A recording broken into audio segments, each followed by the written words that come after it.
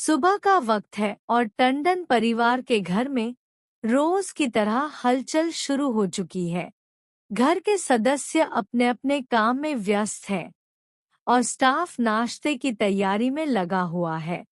तभी आरवी की आवाज पूरे घर में गूंजती है।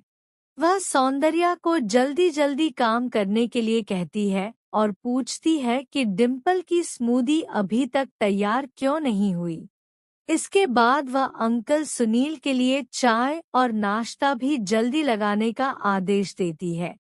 आरवी का अंदाज ऐसा होता है जैसे वह इस घर की मालकिन हो और घर का हर काम उसकी मर्जी के हिसाब से होना चाहिए। सौंदर्या बिना किसी बहस के अपना काम करती रहती है, लेकिन आरवी की नज़र उसके हर काम पर होती है। आखिरकार आरवी को मौका मिल ही जाता है और वह कह देती है कि इस घर का स्टाफ बहुत धीमा है। उसे लगता है कि आरंभी ने अपने स्टाफ को ठीक से ट्रेनिंग ही नहीं दी। आरवी की बात सुनकर सौंदर्या कुछ पल के लिए चुप रहती है, लेकिन उसके बाद वह विनम्रता से अपनी बात समझाने की कोशिश करती है। वह बताती है कि वह अपना काम पूरी ईमानदारी और मेहनत से करती है, लेकिन इस वक्त वह गर्भवती है और इसी वजह से पहले की तुलना में थोड़ा धीरे काम कर रही है। सौंदर्या की बात सुनने के बाद आरवी के चेहरे पर सहानुभूति नहीं, बल्कि गुस्सा दिखाई देता है। वह तुरंत कह देती है कि अगर काम नहीं हो पा रहा तो मैटरनिटी लीव ले लो। सौंदर्या कुछ कहती उससे पहले आरवी उसकी पगार का मुद्दा भी उठा देती है। आरवी ताना मारते हुए कहती है कि जब उसे पूरी पगार मिलती है तो उसे काम भी पूरा करना चाहिए, वरना ना काम होगा और ना पगार। यह बात सौंदर्या के दिल को चुभ जाती है। फिर भी वो खुद को संभालती है और कहती है कि आरवी परेशान ना हो, क्योंकि वह उससे अपनी पगार नहीं लेती। सौंदर्या की इस बात से आरवी का गुस्सा और बढ़ जाता है। उसे यकीन ही नहीं होता कि घर में काम करने वाली एक महिला उसके सामने इस तरह जवाब दे सकती है। आरवी गुस्से में पूछती है कि आखिर उसे इस तरह बदतमीजी से बात करना किसने सिखाया। सौंदर्या भी अब पीछे हटने वाली नहीं होती।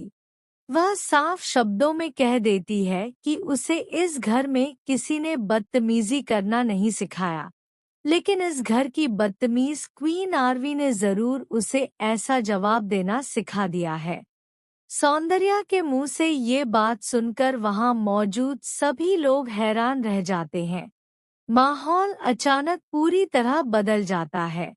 जिस सौंदर्या को अब तक चुपचाप अपना काम करते देखा जा रहा था, वही पहली बार आरवी के सामने डटकर खड़ी हो जाती है। तभी छोटी चाची बीच में आ जाती है और सौंदर्या को समझाती है कि मेहमानों से इस तरह बात नहीं की जाती। लेकिन सौंदर्या तुरंत उनकी बात का जवाब देती है। वह कहती है कि वह भी यही बात कह रही है कि आरवी इस घर की मेहमान है। फिर वह मालकिन की तरह उसके काम और उसकी पगार पर टिप्पणी क्यों कर रही है। सौंदर्या की बात में पहली बार इतना आत्मविश्वास दिखाई देता है कि आरवी के पास भी कुछ पल के लिए कोई जवाब नहीं रहता। लेकिन छोटी चाची अब सौंदर्या को चुप कराने की कोशिश करती है। वह कहती है कि आखिर जिसने भी उसे इतना सिर चढ़ा दिया है, वह आरंभी है और अब आरंभी इस घर में वापस नहीं आने वाली। यह सुनते ही सौंदर्या के पैरों तले जमीन खिसक जाती है। आरंभी का नाम सुनते ही उसके चेहरे के भाव बदल जाते हैं। वह तुरंत पूछती है कि आखिर आरंभी दीदी वापस क्यों नहीं आएंगी। छोटी चाची की बातों से उसे साफ महसूस होता है कि घर में कुछ ऐसा हुआ है जिसके बारे में उसे पूरी जानकारी नहीं दी गई। अभी कुछ समय पहले तक आरंभी का नाम घर के लोगों की जुबान पर था, लेकिन अब अचानक कहा जा रहा है कि वह इस घर में कभी वापस नहीं आएगी। आखिर क्यों? क्या आरंभी ने खुद यह घर छोड़ा है या उसे मजबूर किया गया है? क्या आरवी और छोटी चाची आरंभी के बारे में कोई ऐसा सच जानती है जो सौंदर्या से छिपाया जा रहा है? सौंदर्या के मन में सवालों का तूफान उठने लगता है। आरवी हालांकि इस बातचीत को वहीं खत्म करना चाहती है, लेकिन अब बहुत देर हो चुकी है। सौंदर्या के मन में आरंभी को लेकर शक पैदा हो चुका है। उसे लगने लगता है कि आरंभी के घर से जाने की कहानी उतनी सीधी नहीं है जितनी उसे बताई जा रही है। और सबसे बड़ा सवाल यही है कि अगर आरंभी ने कोई गलती की थी तो आखिर पूरा परिवार उसके खिलाफ क्यों हो गया? क्या आरवी ने जानबूझकर ऐसा माहौल बनाया जिससे आरंभी को घर छोड़ना पड़ा? या फिर आरंभी के पास परिवार के खिलाफ कोई ऐसा राज था जिसे सामने आने से रोकने के लिए उसे हमेशा के लिए दूर कर दिया गया? सौंदर्या अभी सिर्फ सवाल कर रही है, लेकिन आने वाले समय में इन्हीं सवालों के जवाब पूरे टंडन परिवार के रिश्तों की सच्चाई सामने ला सकते हैं। और यही से कहानी में आने वाला है एक ऐसा मोड़ जिसकी किसी ने कल्पना भी नहीं की होगी। आरंभी के घर वापस न आने की बात सुनने के बाद सौंदर्या भले ही बाहर से शांत दिखाई दे, लेकिन उसके अंदर कई सवाल लगातार घूम रहे हैं। उसे समझ नहीं आ रहा कि आखिर ऐसा क्या हुआ कि आरंभी जैसी करीबी सदस्य अब इस घर में लौटकर नहीं आएंगी। छोटी चाची की बातों ने उसके मन में शक और बढ़ा दिया है, क्योंकि अगर आरंभी का इस घर से जाना सामान्य बात होती तो शायद उसके बारे में इस तरह गुस्से और ताने के साथ बात नहीं की जाती। सौंदर्या अब हर छोटी बात को ध्यान से देखने लगेगी।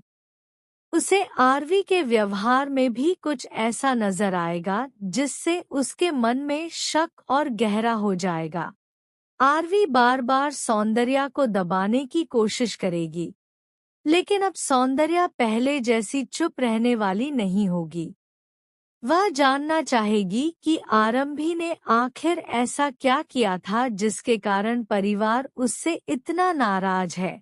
दूसरी तरफ आरवी को डर होगा कि अगर सौंदर्या ने ज्यादा सवाल पूछने शुरू कर दिए तो कहीं पुराने राज फिर से सामने न आ जाएं। यही वजह होगी कि आरवी कोशिश करेगी कि सौंदर्या का ध्यान दूसरी बातों में उलझा दिया जाए। लेकिन सौंदर्या के मन में अब एक ही सवाल होगा, आरंभी दीदी वापस क्यों नहीं आएंगी? जैसे जैसे वह इस सवाल का जवाब खोजने की कोशिश करेगी, वैसे वैसे उसे परिवार के पुराने रिश्तों की ऐसी परतें दिखाई देने लगेंगी जिन्हें अब तक उससे छिपाया गया था। उसे पता चलेगा कि आरंभी का इस घर से जाना सिर्फ एक छोटी सी नाराजगी का नतीजा नहीं था। उसके पीछे कई ऐसी बातें थी जिनका असर पूरे परिवार पर पड़ा था। आरवी भले ही खुद को सही साबित करने की कोशिश करे, लेकिन सौंदर्या के सामने उसकी कुछ बातें आपस में जुड़ने लगेंगी। सौंदर्या को महसूस होगा कि आरवी आरंभी का नाम आते ही असहज क्यों हो जाती है। छोटी चाची भी आरंभी की चर्चा को तुरंत खत्म क्यों करना चाहती है। और सबसे बड़ी बात, आखिर परिवार के बाकी सदस्य इस मामले पर चुप क्यों हैं? यही चुप्पी सौंदर्या के शक को और मजबूत करेगी। अब वह सिर्फ किसी की कही हुई बात पर भरोसा नहीं करेगी, बल्कि खुद सच्चाई जानने की कोशिश करेगी। लेकिन उसे ये नहीं पता होगा कि जिस सच की तलाश वह कर रही है, वह उसके लिए भी बड़ा खतरा बन सकता है। क्योंकि परिवार के पुराने राज जब सामने आते हैं, तो सिर्फ दोषी व्यक्ति ही मुश्किल में नहीं पड़ता, बल्कि कई रिश्ते टूटने की कगार पर पहुंच जाते हैं। इसी बीच आरवी सौंदर्या को डराने और उसकी हिम्मत तोड़ने की कोशिश कर सकती है। वह उसे याद दिलाएगी कि वह इस घर की सिर्फ एक स्टाफ सदस्य है और उसे घर के निजी मामलों में दखल नहीं देना चाहिए। लेकिन सौंदर्या इस बार चुप नहीं होगी। वह कहेगी कि अगर आरंभी के बारे में बात करने से सबको इतनी परेशानी हो रही है तो जरूर इस कहानी में कुछ ऐसा है जिसे छिपाया जा रहा है। सौंदर्या का यह सवाल आरवी के चेहरे का रंग बदल देगा। छोटी चाची भी तुरंत बात संभालने की कोशिश करेंगी, लेकिन अब सौंदर्या के मन में शक पूरी तरह बैठ चुका होगा। उसे महसूस होगा कि आरंभी के जाने की असली वजह सामने आना अभी बाकी है। आने वाले एपिसोड में संभव है कि सौंदर्या आरंभी से जुड़ी कोई पुरानी चीज, कोई बातचीत या कोई ऐसी जानकारी हासिल कर ले जिससे पूरे मामले की दिशा बदल जाए। और अगर ऐसा हुआ तो आरवी के लिए सबसे बड़ा खतरा यही होगा कि सौंदर्या उस सच तक पहुंच जाए जिसे इतने समय से दबाकर रखा गया है। आरंभी की वापसी भले ही अभी असंभव बताई जा रही हो, लेकिन कहानी में उसका नाम अब बार बार सामने आने वाला है, क्योंकि कई बार जो इंसान घर से दूर चला जाता है उसकी गैरमौजूदगी ही सबसे बड़ा राज खोल देती है। सौंदर्या अब आरंभी की सच्चाई जानने के रास्ते पर कदम रख चुकी है और इस रास्ते पर उसे परिवार के अंदर छिपे कई चेहरों से सामना करना पड़ सकता है। क्या आरंभी सच में अपनी मर्जी से टंडन परिवार से दूर हुई थी? क्या आरवी ने उसे घर से निकालने में कोई चाल चली थी? क्या छोटी चाची को इस पूरे मामले की पूरी जानकारी है? और क्या सौंदर्या के सवालों के कारण आरवी का कोई पुराना राज सबके सामने आने वाला है? इन सभी सवालों का जवाब आने वाले एपिसोड में धीरे धीरे सामने आएगा। लेकिन इतना तय है कि आज की छोटी सी बहस सिर्फ सौंदर्या और आरवी की लड़ाई नहीं थी। यह उस बड़े तूफान की शुरुआत थी जो टंडन परिवार की नींव तक हिला सकता है, क्योंकि अब सौंदर्या की नज़र सिर्फ अपने काम पर नहीं बल्कि उस सच पर है जिसे परिवार के लोग छिपाने की पूरी कोशिश कर रहे हैं। और जिस दिन सौंदर्या को आरंभी के घर से जाने की असली वजह पता चल जाएगी, उस दिन शायद आरवी के लिए खुद को निर्दोष साबित करना सबसे मुश्किल हो जाएगा।